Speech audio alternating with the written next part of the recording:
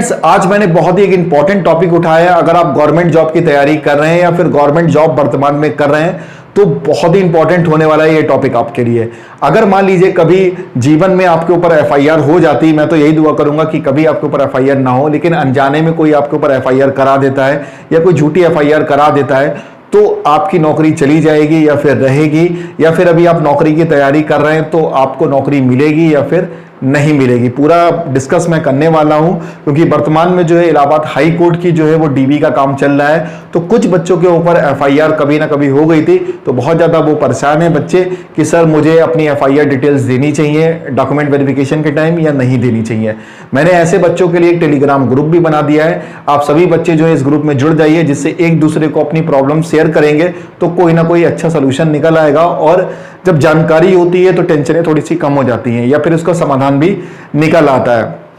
अगर आप इस टेलीग्राम ग्रुप में नहीं जुड़ पा रहे हो तो आप मेरा कांटेक्ट नंबर है, आप मुझे इस पे मैसेज कीजिएगा, जिससे मैं आपको मैन्युअली जोड़ लूंगा खुद ही। तो चलिए बात कर लेते हैं। अगर कोई सरकारी नौकरी कर रहा है और उसी बीच में उसके ऊपर एफआईआर लॉन्च कर दी जाती है उसके खिलाफ, तो क्या होगा कि उसको तुरंत सस्पेंड कर दिया जाएगा या फिर उसको तुरंत नौकरी से बाहर कर दिया जाएगा। आज मैं इसको स्पष्ट करने की कोशिश करूंगा। देखिए, मान लीजिए अगर कोई व्यक्ति सरकारी नौकरी कर रहा है, उसके ऊपर एफआईआर हो गई है, तो जब आप ये भी देखते हैं कि एफआईआर जो है वो किस क्राइम के लिए हुई है। अगर मान लीजिए कोई छोटा मोटा क्राइम है कि जैसे मान लीजिए आपने किसी को मारा, उसके हाथ में चोट आ गई है या हाथ उसका टूट गया या सर पे उसके ब्लड आ गया, तो ये कोई संगीन क्राइम नहीं माना जाता है और आपको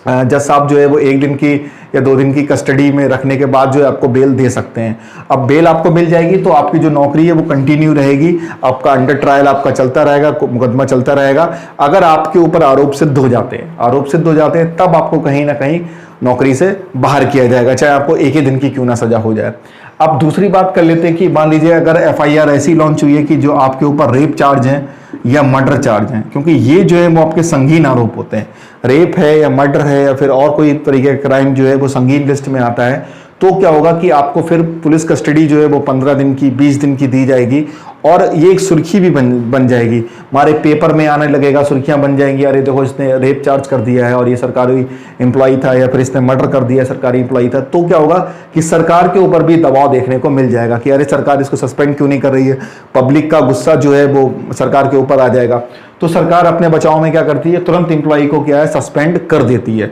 3 महीने के लिए कर सकती है, 4 महीने के लिए कर सकती है सस्पेंड, तो तुरंत एम्प्लॉय तुरंत सस्पेंड कर दिया जाता है। अब क्या होगा, ट्रायल चलेगा। ट्रायल पे अगर मान लीजिए वो निर्दोष साबित रहता है तो उसको बरी कर दिया जाएगा कि भैया बरी हो गए, और इधर नौकरी भी उसको वापस मिल जाती है, कोई भी दिक्कत नहीं आती। अगर मान लीजिए यहाँ पे सजा हो जाती है तो यही प्रोसेस है कि उसको बाहर कर दिया जाता है। तो ये पूरा प्रोसेस रहता है कि अगर मान लीजिए संगीन आरोप है तो आपको दिक्कत हो सकती है, अगर संगीन आरोप इतने नहीं है तो आपकी नौकरी चलती रहेगी। अब उन बच्चों की बात कर लेते हैं जो नौकरी से पहले जिनके ऊपर एफआईआर हो गई है। देखिए, इसमें और इसमें थोड़ा सा अंतर ये रहता है कि यहाँ पर सरकार थोड़ी सी हेल्प आपकी करती है कि अगर आपके ऊपर छोटा मोटा कोई मुकदमा हो गया है तो सरकार हेल्प करती है कि चलो ठीक है यार, इसकी गृहस्थी चल रही है, इसके बीवी बच्चे हैं, तो थोड़ा हेल्प आपकी करती रहती है कि जब तक इसके ऊपर कोई चार्ज जो है फ्रेम नहीं किए गए हैं, अभी आरोप इसके लगे हैं, कोई सिद्ध नहीं हुए, जब तक आपके थोड़ा सा हेल्प कर देती हो। और आप भी एक सरकार का हिस्सा होते हो, सरकारी नौकर हो तो भी आप एक सरकार का हिस्सा ही होते हो।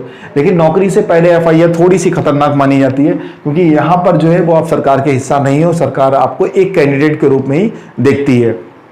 यहां पर भी वही है कि अगर आपके ऊपर एफआईआर ऐसी हल्की फुल्की लड़ाई की है या फिर किसी ने आपके ऊपर झूठा मुकदमा लिखवा दिया किसी चीज का, तो आप अपनी पूरी डिटेल डॉक्यूमेंट वेरिफिकेशन में आपको जरूर दे देनी चाहिए कि सर मेरे ऊपर ये मुकदमा चल रहा है और ये अंडर ट्रायल है, मुझे जो है गलत फंसाया गया। वो वकील से आप मिलोगे तो वकील अच्छे से लिख देगा, तो आपके ऊपर नौकरी के ऊपर कोई भी प्रॉब्लम आपको आने वाली नहीं है। सरकार भी ये समझती है कि हाँ भाई छोटे मोटे मुकदमे हो जाते हैं, अब अभी अंडर ट्रायल है और ट्रायल पूरा होने पर निर्दोष भी साबित हो जाएंगे, तो क्यों इसकी नौकरी को हम खराब करें। लेकिन अगर यहां पर भी अगर आपके ऊपर रेप चार्ज है या फिर कोई मर्डर का मुकदमा है,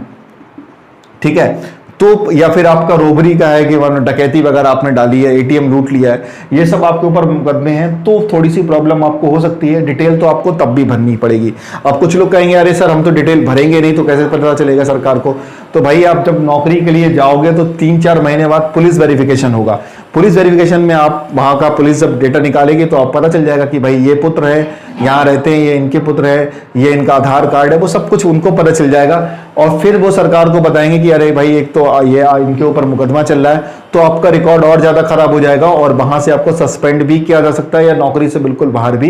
किया जा सकता है कि आपने जो है आपके ऊपर एफआईआर थी या इतने गंभीर आरोप थे और आपने इसको छुपा लिया है। तो भाई छुपाने से अच्छा है कि आप बता दो, तो आपके चांस रहेंगे बचने के कि सरकार आपकी हेल्प कर सकती है। अगर मान लीजिए इसके ऊपर रेप चार्ज है या मर्डर है या रॉबरी का केस है, तो क्या होगा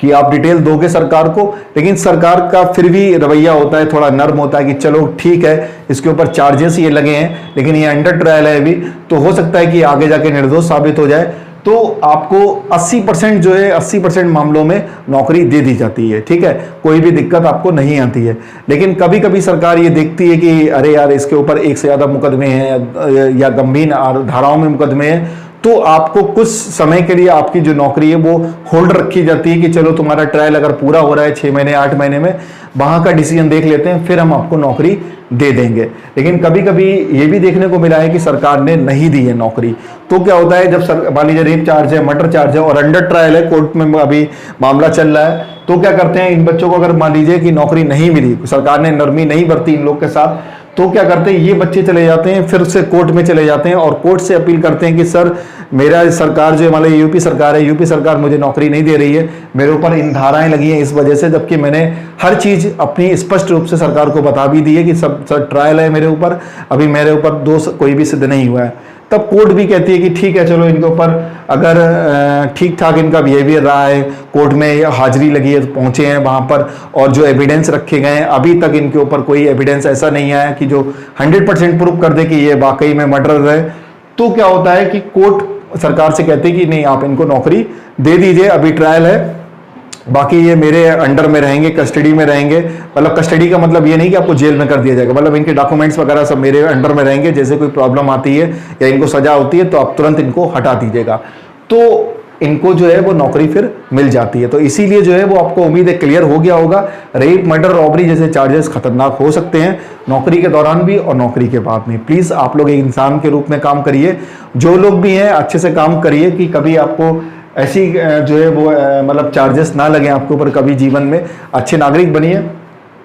अच्छा अब बात कर लेते हैं कि आपको बताना चाहिए डिटेल या नहीं बताना चाहिए, तो बिल्कुल बता दीजिए, आपको इससे टेंशन कम हो जाएगी। इन फ्यूचर आप डर के जॉब करोगे तो वो भी ठीक नहीं है, यहाँ आप बता दोगे सरकार आपकी हेल्प करेगी। और जिसके ऊपर हल्के फुल्के मुकदमे हैं, मारपीट का मुकदमा है या फिर आपके ऊपर लगता है कि यार इसने मुझे ऐसे ही झूठे केस में मुझे फंसा दिया है, तो भैया सच हमेशा जीतता है। आप अंडर ट्रायल लाओगे, बाद में ट्रायल कंप्लीट होगा तो जजमेंट जो भी आएगा उसमें आप निर्दोष साबित हो जाओगे और इससे आपका अपने एरिया में भी सम्मान बढ़ जाएगा, अपने घर में भी सम्मान बढ़ जाएगा और आपकी नौकरी भी सुरक्षित रहेगी। तो उम्मीद है कि ये टॉपिक क्लियर हो गया होगा और सारे डाउट्स क्लियर हो गए होंगे। फिर भी अगर कोई डाउट्स रहता है तो कमेंट में जरूर लिखिएगा या फिर मुझे कॉल या मैसेज भी आप कर सकते हैं। मिलता हूँ नेक्स्ट वीडियो में। Thank you.